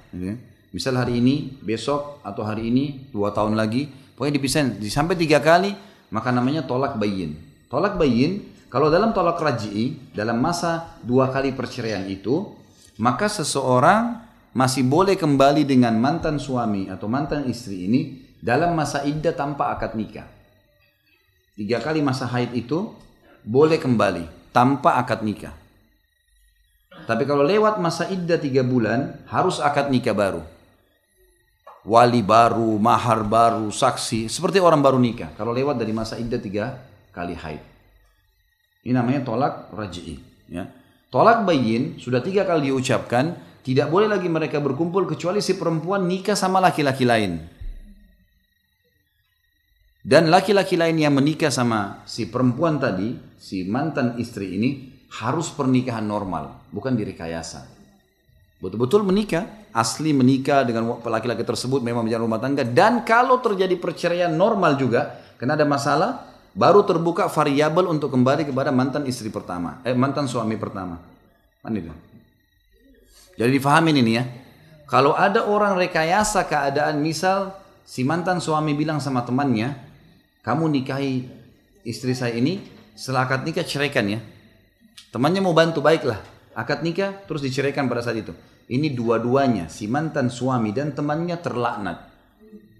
Dan ini Imam Madzhabi masukkan dalam dosa besar. Kalau antum ikutin di YouTube ada ceramah saya, dosa besar namanya al-muhallil dan muhallal lahu. Kata Nabi SAW, la'anallahu al-muhallil wal muhallal lahu. Allah melaknat si mantan suami yang sengaja mau menghalalkan kembali istrinya dengan rekayasa nikah temannya, dan temannya yang membantu mantan suaminya. Nggak bisa direkayasa. Oleh karena itu Bapak Ibu sekalian, mulai sekarang kalimat cerai bungkus rapi-rapi, taruh di laci yang paling aman di rumah. Jangan pakai, jangan sentuh. Dipakai kalau penting saja. Lah iya, karena kalimat cerai itu antara halal tidak halal kemaluan. Hati-hati nih. Ini untuk apa kita main-main di situ, gitu kan? Ada pernah satu orang teman saya di Makassar, kebetulan saya lagi duduk dengan seorang syekh. Ini syekh teman dekat saya, beliau S2 waktu itu dari Ummul Qura di Mekah. Dia jadi resmi utusan Saudi ngajar di UIN di Makassar. Sering kalau tiap hari saya ngobrol-ngobrol sama dia. Namanya Ali, dipanggil di Makassar Syekh Ali Ar-Rimi. Beliau dosen di Ummul Qura. Jelas duduk sama saya ngobrol. Terus ada satu sekretaris yayasan saya datang. Dia bilang, Ustaz saya baru cerai sama istri saya. Dia bilang sama saya nih, Syekh Ali ini ngerti bahasa Indonesia. Ya. Terus dia bilang, kenapa akhi? Kenapa cerai sama istri? Dia bilang, ya saya cerai karena cekcok, tidak cocok tadi pagi terus cerai. Tapi saya menyesal sekarang mau kembali. Kata Syekh Ali, bagaimana bisa? Saya ambil kata-kata itu bagus ya. Bilang, bagaimana bisa kamu memperjualbelikan kalimat ceraimu itu? Kalimat cerai yang kau ucapkan ini antara halal tidak halal kemaluan istrimu nih. Emosi sedikit pergi, tinggalkan rumah, cari ketenangan, wudu, sholat, ya. Tanya diskusi sama para ulama. Jangan langsung ucapkan karena pengucapan ini berbahaya. Ada yang karena emosinya setan tunggangi, saya ceraikan kamu 3. Habis itu nyesal. Gimana caranya kembali? Kadang-kadang ustaz jadi kesian nih. Ya. Ustaz saya sudah terlanjur cerai 3 kali, bagaimana? Ini sama dengan pesawat sudah patah sayapnya kiri kanan, ustaz selamatin. Gitu. Gimana caranya? Nggak mungkin gitu kan. Ini nggak boleh main-main. Makanya hati-hati. Saya pernah punya dosen, beliau kebetulan salah satu hakim di pengadilan agama di Madinah. Dan biasanya di Saudi itu ketat sekali ya. Yang jadi hakim itu betul-betul orang yang luar biasa ilmunya. Karena dia harus tahu pecahin masalah. Karena banyak orang yang suka dusta di pengadilan gitu kan. Dia harus bisa dengan hikmahnya, dengan kedewasannya tahu ini dusta atau enggak nih. Dia bisa tahu dengan pengalaman-pengalaman. Jadi nggak sembarangan. Sampai dia bilang sama kami untuk pelajari bab tolak. Dia bilang, hati-hati ikhwani. Dia bilang diingatkan di kelas. Waktu itu kami masih mahasiswa, masih pada bujang semua, diingatin waktu itu. Ingat. Jangan main-main kalian, hai laki-laki, dengan kalimat talak. Sekali kamu ucapin, istrimu haram kau sentuh. Gitu. Maksudnya kalimat peringatnya, walaupun waktu itu masa iddahnya masih bisa rujuk kan gitu. Tapi sudah terancam, kenapa harus diucapin? Dan dia juga bilang, ingatkan para perempuan istri kalian, jangan begitu ada masalah sedikit, ceraikan saya, ceraikan saya. Ini nggak boleh, kalimat cerai ini kalimat mulia, dipakai pada saat darurat. Pasangan tidak jalankan kewajiban, melakukan kemaksiatan kepada Allah, nah baru pakai, kalau enggak jangan, gitu kan? Ini disimpan benar-benar hati-hati. Dia bilang sampai seorang wanita kalau naik tangga dan suaminya bercanda, bilang kalau kau naik lanjutkan anak tangganya, kau saya ceraikan, kalau kau turun saya ceraikan, maka kalau perempuan ini maksain diri karena dia anggap suami bercanda, tetap jatuh tolaknya. Bahaya sekali. Kalau dia tidak mau diceraikan, dia turun dari tengah-tengah tangga. Bahaya. Niat dalam Islam dinilai oleh Allah. Saya kasih contoh gini. Kata sebagian ulama fikih, kalau seandainya ada ini contoh saja ya supaya mudah difahami bagaimana hati-hatinya kita meletakkan niat pada tempatnya. Kalau ada seseorang laki-laki, misal fasik, orang ini buruk, tidak ada imannya sama Allah kurang. Dia lihat ada seorang wanita lewat di malam hari, lalu dia niat memerkosa wanita itu. Misal. Kemudian dia berusaha lah, didekatin, dipaksa, diperkosa. Begitu selesai dia perkosa, ternyata dilihat istrinya sendiri. Misal, ini contoh. Maka dia tetap dapat dosa zina. Walaupun itu istrinya sendiri. Karena niatnya yang saya awal perkosa. Padahal itu istrinya. Sama perempuan begitu. Dia niat untuk melakukan hubungan badan dengan seorang laki-laki, memang niatnya berzina. Ternyata yang datang suaminya. Misal ada seseorang fasika, di rumahnya dia tahu suaminya safar, kemudian dia janjian sama laki-laki mau berzina misalnya, naudzubillah. Dia sudah janjian di waktu tertentu, ternyata suaminya nggak jadi safar pulang. Mungkin lampu di kamar sudah dimatikan, suaminya datang. Memang dia niat mau bergaul sama laki-laki yang haram tadi. Dia niatnya zina. Suaminya datang, suaminya langsung menggauli dia, lalu dia berubah badan. Begitu dinyalain lampu, dia tahu suaminya yang gaulin. Tetap perempuan itu dapat dosa zina. Jadi jangan main-main nih, nggak boleh main-main. Makanya cerai harus hati-hati sekali. Hati-hati. Dikatakan sini atau wanita yang ditolak bayin atau mabtuta dalam kurung, yakni wanita yang telah ditolak 3 kali. Berdasarkan hadis Muslim, bahwasanya Nabi SAW berkata kepada Fatimah binti Qais yang telah ditolak 3 kali oleh suaminya. Hadis ini diriwayatkan oleh Imam Muslim. I'taddi 'indi ibni ummi maktum fa innahu rajulun a'ma tad'ina thiyabaki fa idza halalti fa adhinini. Berihdatlah di sisi Ibnu Ummu Maktum karena ia laki-laki buta, karena engkau bisa menaruh pakaianmu. Jika engkau sudah habis masa iddamu maka beritahukanlah kepadaku. Jadi Fatimah binti Qais ini diceraikan oleh suaminya 3 kali. Kalau tolak raj'i teman-teman, dianjurkan si istri ini yang diceraikan tetap satu rumah. Tetap satu rumah sama suaminya supaya mereka bisa rujuk lagi. Tapi kalau tolak bayin nggak boleh lagi satu rumah. Di masa iddah sudah harus keluar dari rumahnya. Dan kebetulan Fatimah binti Qais tidak punya rumah. Nggak ada keluarganya waktu itu. Maka Nabi SAW mengizinkan dia untuk menghabiskan masa iddahnya. Jadi kan 3 bulan masa haid di rumah Ibnu Ummul Maktum. Siapa Ibnu Ummul Maktum? Ini seorang muadzin Nabi, matanya buta. Karena Nabi punya 2 orang muadzin, Bilal dan Ibnu Ummul Maktum. Gitu kan?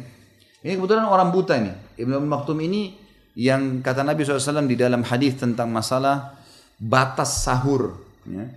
Dalam hadis tentang puasa Ramadan, kalau kalian dengarkan Bilal azan, maka lanjutkanlah makan kalian. Azan pertama, karena subuh di zaman Nabi azannya 2 kali. Selisihnya 50 ayat. Yani, kurang lebih kalau kita sekarang 45 menit. Ya. Makanlah dan minumlah. Dan kalau seandainya kalian mendengarkan azannya Ibnu Ummul Maktum, tahanlah. Jangan makan lagi. Sudah azan yang kedua, sudah azan subuh tuh. Berhenti makan dan minum, gitu kan? Ibnu Ummul Maktum ini juga orang yang pernah dalam hadis Bukhari meminta izin kepada Nabi SAW untuk sholat di rumahnya. Yang mengatakan, ya Rasulullah, antara rumah saya dengan masjid tempatnya jauh. Tidak ada yang memandu saya. Saya sendirian di rumah, gitu kan? Sendirian di rumah. Kebetulan Ibnu Ummul Maktum ini istrinya tidak bisa memandu dia. Dia tidak punya anak, menikah tapi tidak punya anak. Ada istri di rumah tapi tidak punya anak. Maka dia bilang tidak ada yang bisa pandu saya. Istrinya juga tidak bisa pandu dia. Dan di antara rumah saya sama masjid Anda ini ya Rasulullah banyak binatang buas yang bisa menerkam saya setiap saat. Boleh nggak saya sholat di rumah? Awalnya Nabi SAW mengatakan sholatlah di rumah. Punya udzur, matanya buta, nggak ada yang pandu, masjid jauh, dan juga antara rumahnya sama masjid banyak binatang buas yang bisa menyergap, serigala dan segalanya. Lalu Nabi SAW menerima wahyu dan mengatakan kepada para sahabat, panggil Ibnu Ummul Maktum, disuruh panggil kembali waktu dia sudah mau keluar dari masjid. Kata Nabi SAW, apa kau dengar azan? Dia bilang, iya ya Rasulullah. Kata Nabi SAW, jawab azan itu. Nggak ada alasan untuk tidak ke masjid. Dan ini Imam Ahmad pegangi sebagai dalil wajibnya laki-laki sholat di masjid. Gitu. Ini Ibnu Maktum. Ibnu Maktum ini buta, ada istri tapi nggak punya anak. Dan dia dianggap orang yang paling aman untuk membantu perempuan yang sedang mengalami tadi. Fatimah binti Qais ini kan tidak ada keluarganya di Madinah. Maka Nabi SAW izinkan Fatimah untuk tinggal di rumah Ibnu Ummul Maktum. Yang kebetulan matanya buta dan cuma berdua sama istrinya di rumah. Gitu kan? Kata Nabi SAW, berihdatlah. Ihdat, habiskan masa iddahmu. Ya. Di sisi Ibnu Ummul Maktum di rumahnya. Karena ia laki-laki buta, sehingga kau bisa membuka, meletakkan pakaianmu. Maksudnya bisa membuka jilbab. Gitu kan?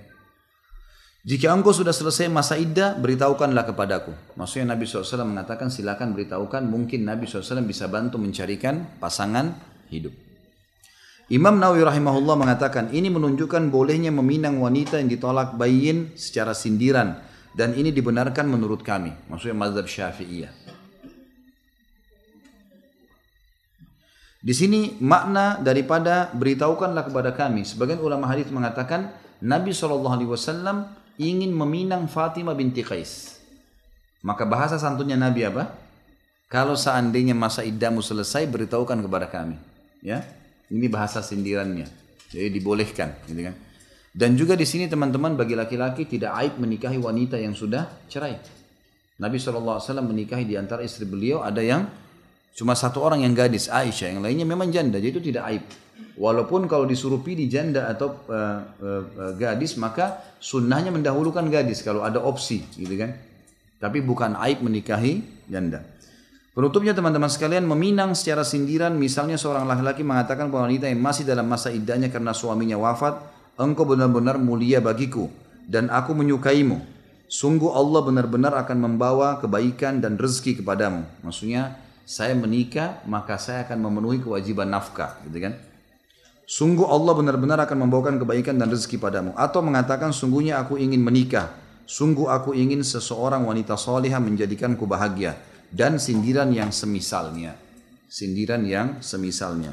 Baik, nanti kita akan lanjutannya pertemuan akan datang. Karena saya lihat kertasnya Masya Allah sudah terlalu banyak.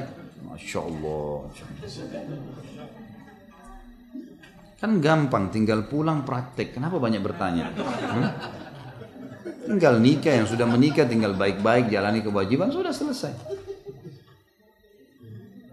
Apakah bila seseorang hafid atau hafidah lupa akan hafalannya, dosanya akan jatuh ke orang tuanya bila dia belum menikah, dan bila hafidah sudah menikah dosanya jatuh ke suaminya? Tidak mungkin itu. Allah mengatakan dalam Al-Quran, A'udzubillahi minasyaitonirrajim, wala taziru waziratun wizra ukhra. Tidak ada orang yang menanggung dosanya orang lain. Apa hubungannya dengan orang tuanya? Dia yang lupa kok orang tuanya yang bebani. Enak benar orang begini nih. Atau dia lupa suaminya yang terbebani. Nggak mungkin terjadi. Dia sendiri yang melakukan dosa, dia harus beristighfar kepada Allah. Bagaimana dan apa yang harus kita lakukan jika ada saudara yang memaksa ingin menikah dengan pria non-muslim, padahal orang tua dan keluarga jelas-jelas tidak setuju? Apakah orang tua kelak disiksa di akhirat? Tentu saja orang tuanya harus menggunakan ketegasan, tidak boleh. Dia harus mengingatkan dengan sangat tegas, dan dia harus melaporkan itu ke MUI. Nggak boleh diam. Kalau di Indonesia laporkan ke MUI. Jadi MUI akan turun tangan nanti. Majelis Ulama Indonesia salah satu fungsinya harus mengingatkan kaum muslimin yang akan terzalimi. Biar MUI yang datang dan laki-laki itu diingatkan. Bisa.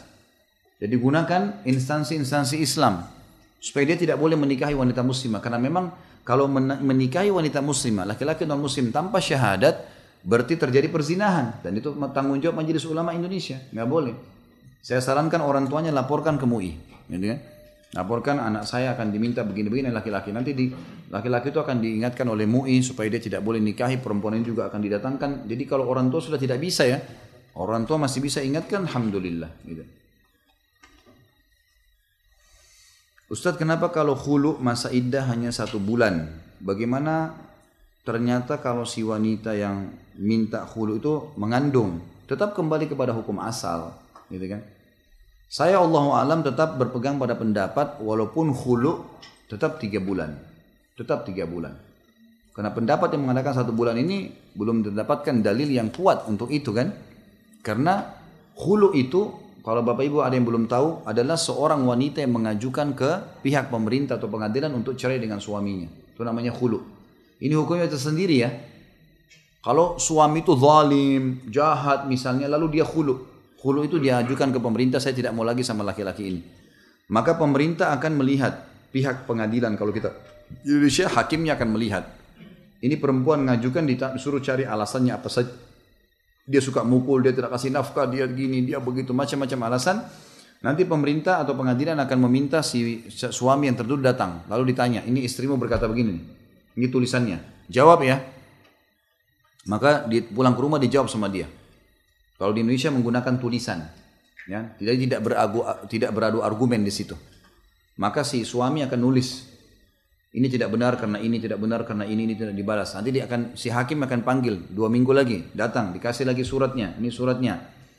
Suami membalas seperti ini, coba pertimbangkan, balas lagi, dibalas. Nanti si istri membalas dengan dalil-dalilnya apa, argumennya ini segala. Nanti sampai, karena semua sudah nulis nih, nanti sampai 5-6 surat yang datang, hakim bisa ambil sebuah kesimpulan dan tidak bisa mereka pungkiri. Kalau omong-omong kan bisa dipungkirin. Saya nggak pernah bilang loh. Kamu kan bilang kemarin. Tapi tulisan ini tulisan kamu, jelas. Ini kamu mengatakan suami kamu tidak kasih nafkah. Suamimu punya bukti transfer nih. Dia transfer tiap bulan sekian. Ada kan? Terbantahkan 1, 2, 3, 4. Nah kalau hakim melihat kasus khulu ini, pengajuan perceraian ini, justru si istri yang salah, istrinya yang memang sengaja nggak mau lagi sama suami, alasan saja, maka hakim akan mengeluarkan surat cerai, namanya tolak bayin sughra. Cerai bayin tapi sughra, maksudnya sughra masih bisa kembali, karena ditahu perempuan ini salah, ini ngawur nih, ngelantur nih salah. Mungkin karena cuma ada laki-laki lain yang goda atau dia suka laki-laki lain, nanti dia akan nyesal nih, dibuka kesempatan untuk kembali dan dia masih punya masa iddah 3 bulan, gitu kan? Setelah keluarnya surat itu. Kemudian kalau misal dilihat memang laki-laki ini buruk, ternyata betul. Di antara bukti dia tidak mau datang di pengadilan, atau kalau dia datang dia tidak bisa balas. Itu kan rumit ya, mengetik, orang harus punya emosi kejiwaan. Ini saya dituduh ini, maka saya balas. Kalau dia betul lakukan, untuk apa dia balas? Dia malas. Ya sudah, nggak usah balas deh. Makanya tujuannya tulisan tadi di situ tuh.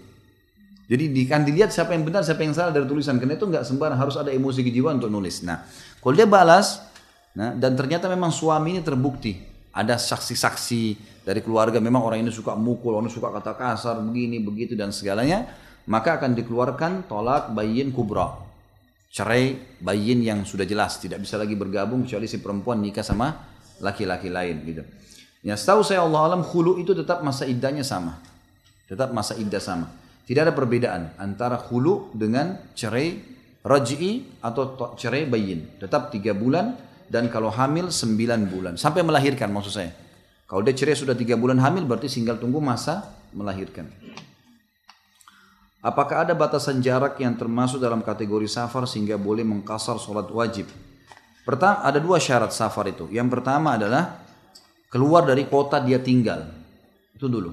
Keluar dari kota yang dia tinggal, itu sudah jelas masuk dalam masalah ya, safar. Yang kedua, dalam pertimbangan masyarakat setempat, memang itu adalah safar. Safar maksudnya sesuatu yang jauh dan meletihkan. Itu safar. Sesuatu yang jauh dan meletihkan. Jadi kalau orang melihat di Jakarta Bandung itu adalah safar, sudah masuk safar. Kan gitu. Karena sudah jarak, keluar kota, terpenuhi syarat. Allahu a'lam, itu yang saya tahu. Istikharah kalau meminta pada Allah diberi jawaban berupa tanda apa ini? Tanda warna dalam mimpi. Apa boleh? Misal tanda warna hijau, merah. Untuk yang baik tanda hitam. Ini lampu merah apa nih? Dari mana nih? Saya pernah mengaji menurut ustazah, saya dulu istikharah seperti itu. Gak ada pernah dalilnya. Warna-warna apa tandanya? Hah? Pas dia tidur kebetulan dia lihat lampunya coklat, dia minum coklat. Ini gak ada sama sekali dalil bro. Saya sudah bilang tadi kecenderungan. Memang melihat fakta, ada faktanya. Melihat orang itu lagi umroh. Jadi memang kelihatan. Apakah boleh bisa janda menikah tanpa izin orang tuanya walinya? Gak boleh. Haram. Tidak boleh. Jangan pernah buka pintu itu. Banyak di tengah-tengah masyarakat kita tersebar berita kalau janda boleh nikahkan dirinya sendiri. Ini pendapat yang sangat lemah dari Imam Abu Hanifah rahimahullah. Imam Abu Hanifah dalam salah satu pendapatnya mengatakan janda boleh menikahkan dirinya. Tapi ini pendapat sangat lemah. Karena di pendapat yang lain Abu Hanifah sendiri juga mengatakan tidak boleh menikah. Kembali kepada hadis Nabi. Hadis yang berbunyi perempuan wanita manapun yang menikahkan dirinya tanpa izin walinya nikahnya batal. Janda atau gadis. Dan perlu diketahui, ibu-ibu walaupun sudah janda, tidak boleh. Karena wali itu adalah, apa ya, bahasa Indonesia nggak itu, bekengnya. Ya, saya di Makassar biasa pakai bahasa itu soalnya. Jadi ada orang yang akan menolong dia, gitu kan. Backing, oke. Orang Makassar backing katanya. Yang penting jelas sudah paham maksudnya. Intinya memang itu, gitu kan. Jadi wali itu fungsinya sebagai pendukung, ya, pelindung. Jadi jangan nikah tanpa. Jadi laki-laki itu subhanallah gini. Kalau ada ibu-ibu perempuan jalan bawa anak kecil laki-laki, ada penjahat mau jahatin dia lihat anak laki-laki itu dia takut. Paham ya? Jadi keberadaan laki-laki itu walaupun anak kecil besar pengaruhnya. Jadi seakan-akan ibu sedang mengatakan, ini ada laki-laki di belakang saya yang akan membela saya. Itu fungsi daripada wali. Jadi jangan nikah tanpa wali nih. Apabila seorang anak mau melanjutkan sekolah kuliah, apakah yang melaksanakan sholat istikharah hanya boleh dilakukan oleh anaknya atau boleh dilakukan oleh orang tuanya juga? Kalau orang tuanya terlibat, boleh. Terlibat dalam pembiayaan, gitu kan? Tapi kalau anaknya mau laluin murni, tidak perlu orang tuanya istikharah. Ya.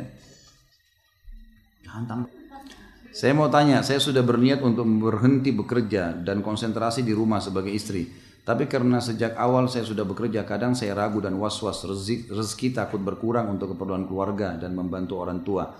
Bagaimana cara untuk memantapkan diri, ya Ustaz? Suami sudah mengizinkan saya untuk berhenti bekerja. Berhenti dulu. Berhenti dulu baru fikir. Jangan fikir dulu baru berhenti. Nggak bakal berhenti tuh kalau berpikir dulu. Berhenti dulu. Ini makan nih, asyik enak gitu kan. Tapi sudah kenyang. Berhenti dulu baru berpikir. Kalau kita berpikir, sayang nih, habisin. Aduh sampai nggak bisa nafas nanti. Jadi kalau ada sesuatu yang mau diambil sebuah keputusan dan jelas itu salah, gitu kan? Dan yang kita ambil keputusan setelahnya lebih baik, berhenti dulu. Ambil dulu keputusan. Kerja di bank konvensional riba, berhenti dulu. Baru berpikir jalan keluarnya. Jangan tetap di situ, nggak bisa. Karena nggak ada udzur untuk bisa tinggal di situ kan? Maka bertawakal kepada Allah. Berhenti. Jangan ragu. Siapa yang bertawakal kepada Allah dalam surah At-Talaq ayat 3, maka Allah jadi pencukup baginya. Tidak usah khawatir. Tidak usah khawatir masalah rezeki kurang.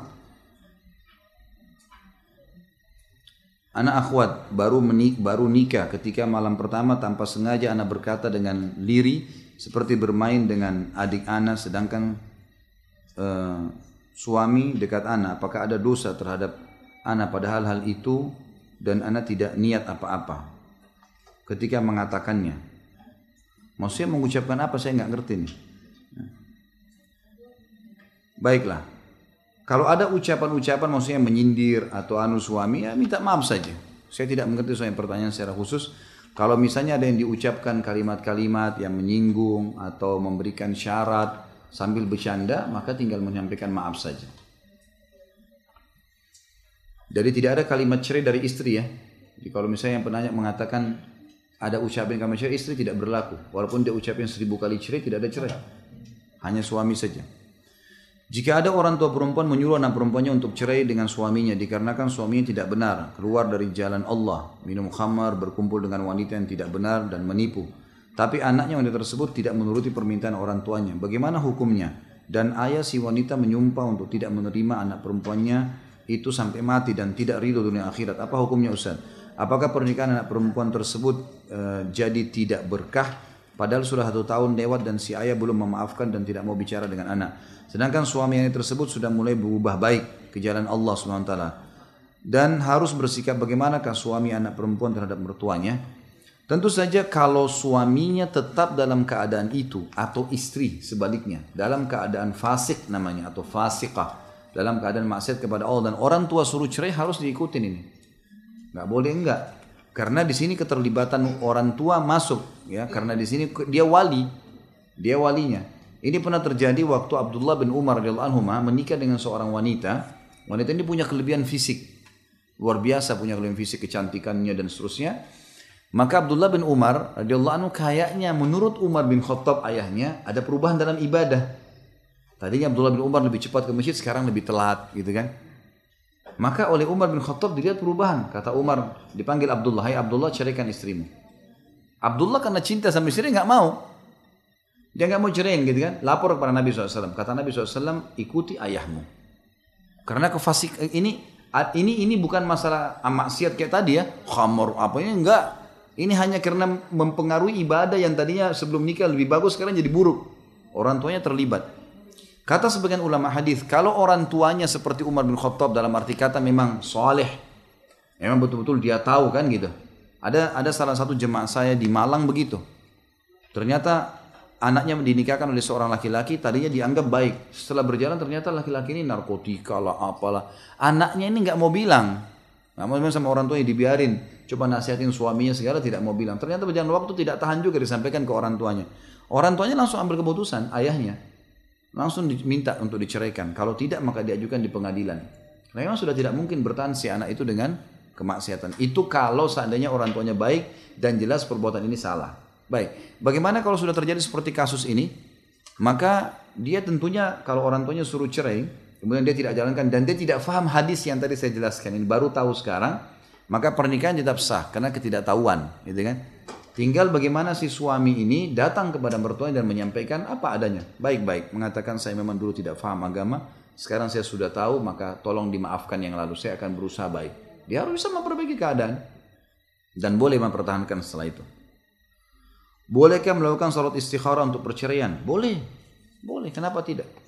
Asal memang perceraian ini masih berhubungan dengan masalah kebaikan ya. Tidak ada istikharah, tadi saya bilang pada kemaksiatan. Jadi tidak perlu istikharah kalau suaminya pemabuk, suka mukul, tidak kasih nafkah. Tidak ada lagi istikharah kalau perempuan itu melacur, selingkuh. Tidak ada lagi istikharah di situ. Karena sudah maksiat kan? Sudah kita jelaskan tadi.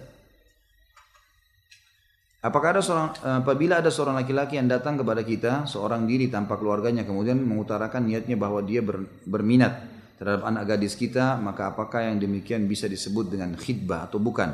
Bagaimana jawaban yang ma'ruf kalau kita orang tua belum srek dengan orang tersebut? Ya, maksudnya berminat untuk meminang. Di sini pertanyaannya apakah boleh diterima atau tidak? Apakah itu sudah termasuk khidbah atau tidak? Khidbah termasuk kalau ibu mengiyakan atau bapak mengiyakan. Ya. Kalau misalnya orang itu datang, saya berminat dengan anaknya bapaknya sama ibu. Oh iya, kami pikir-pikir dulu. Misal, itu berarti iya sudah khidbah. Minta waktu tadi saya sudah bilang. Tapi kalau dari awal maaf kami belum bisa menikah, gitu kan? Menikahkan sekarang, kami belum bisa menerimanya, gitu kan? Atau bahasa santun apalah yang diucapkan, maaf anak ini biasanya orang masih mengucapkan hal-hal yang ma'ruf ya. Memang betul misalnya anaknya masih sekolah, anak saya masih sekolah. Ada bahasa-bahasa santun yang diucapkan, maka itu berarti tidak ada khidbah, bukan khidbah itu, bukan khidbah. Allahu a'lam. Kalau masalah ibu dan bapak tidak serak ini tolak ukurnya tetap agama ya, jangan tiba-tiba tidak serak begitu saja. Ya, memang agama tolak ukurnya ya, bukan fisik, bukan finansial, tapi memang masalah agama. Apakah seorang yang pernah gagal dalam rumah tangga sebaiknya memperbaiki diri dulu atau segera menikah lagi? Karena saya merasa kegagalan saya sebelum disebabkan saya belum cukup baik. Baik atau tidak baik itu tentunya tolak ukurnya adalah agama, gitu kan?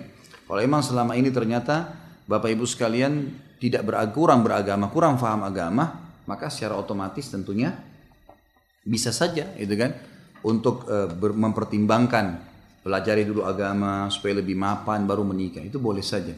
Tapi kalau misal kasus karena pasangan dulu buruk, nggak baik lah, tidak sholat, misalnya kita sholat sudah diingatkan tidak mau, suka dusta, segala macam terjadi perceraian lah. Lalu kemudian sekarang ada orang yang minta, ibu-ibu misalnya, atau ada laki-laki sudah mau menikah dengan perempuan yang baik, jangan tunda kebaikan itu, melangkah saja, nggak perlu, gitu kan? Nah, kembali kayak tadi, kalau saya yang kurang baik misalnya, maka benahi diri. Kalau tolak ukurnya agama ya, maka benahi diri dulu. Apakah benar setelah sholat istikharah seseorang langsung bisa diberikan mimpi?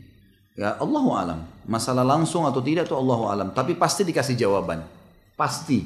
Kalau niatnya ikhlas karena Allah pasti dikasih jawaban, tidak mungkin tidak. Tapi jawaban kayak tadi ya, jadi kayak ada sindiran-sindiran dari Allah, peringatan-peringatan gitu kan. Tapi bukan warna-warni kayak tadi ya. Jika ada yang ingin bertaaruf dengan seorang dan si laki-laki ingin sholat istikharah dulu, padahal si wanita belum menerima, apakah boleh si wanita bertaaruf dengan laki-laki lain? Tentu saja. Kalau si perempuan belum mengiyakan, dia hanya mengatakan saya berminat dengan kamu untuk menikah. Lalu perempuan belum mengatakan baiklah saya pertimbangkan, belum ada jawaban apa-apa, maka boleh saja. Tapi kalau sudah kasih jawaban nggak boleh ya. Apapun jawabannya, biar misalnya saya pertimbangkan, sudah ada jawaban tuh berarti. Sudah masuk dalam masalah khidbah.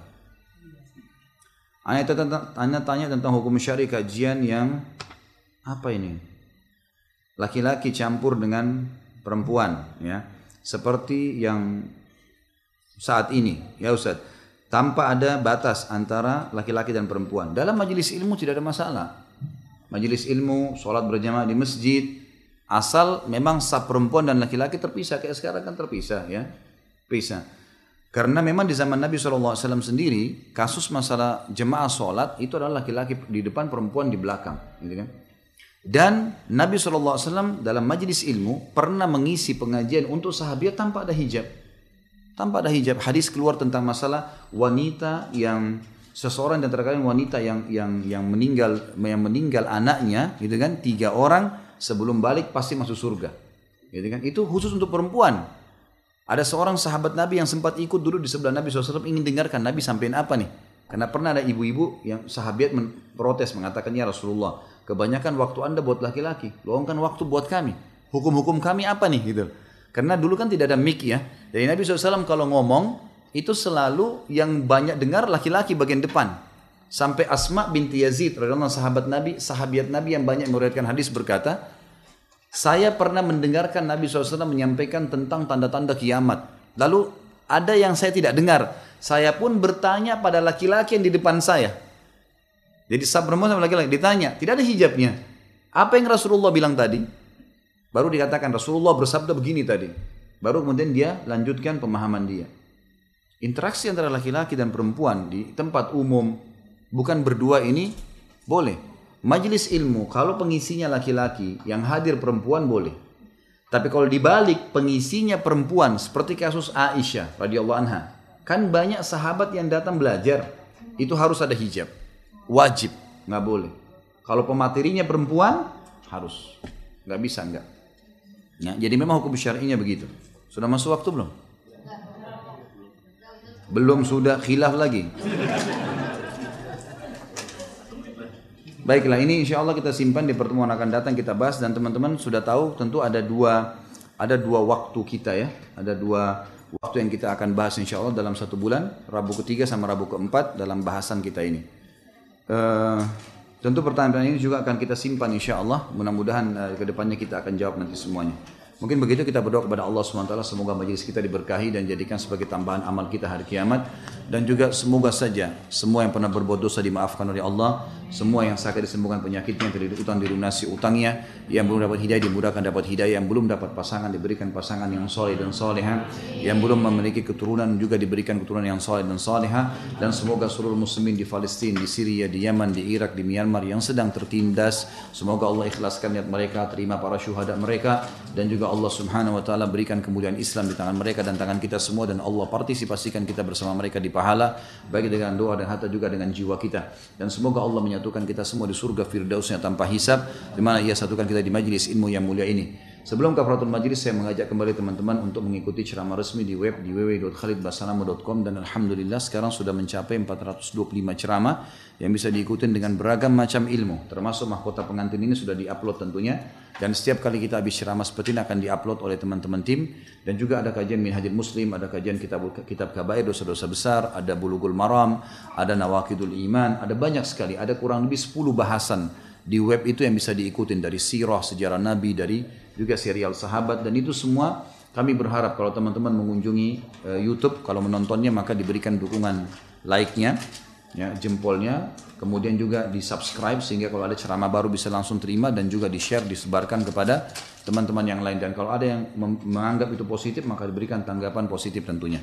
Dan di Play Store bisa masuk, tinggal klik di Play Store lalu lihat ada logo KHB, diklik Khalid Basalamah, itu adalah logo kami, karena kami tidak pajang foto, tapi yang foto-foto semua saya nggak tahu siapa yang buat itu. Tentunya kami berharap kembali ke web resmi. Mungkin begitu saja. Dan bagi ada yang ingin ikut kegiatan-kegiatan sosial, maka ada kegiatan sosial yang akan saya angkat juga di web dan juga diangkat di Android itu supaya bisa lebih jelas. Termasuk ada Islamic Center, pembangunan masjid, kendaraan untuk dai dan seterusnya. Mungkin begitu. Subhanakallahumma bihamdika, asyhadu an la ilaha illa anta, astaghfiruka wa atubu ilaik. Wassalamualaikum warahmatullahi wabarakatuh.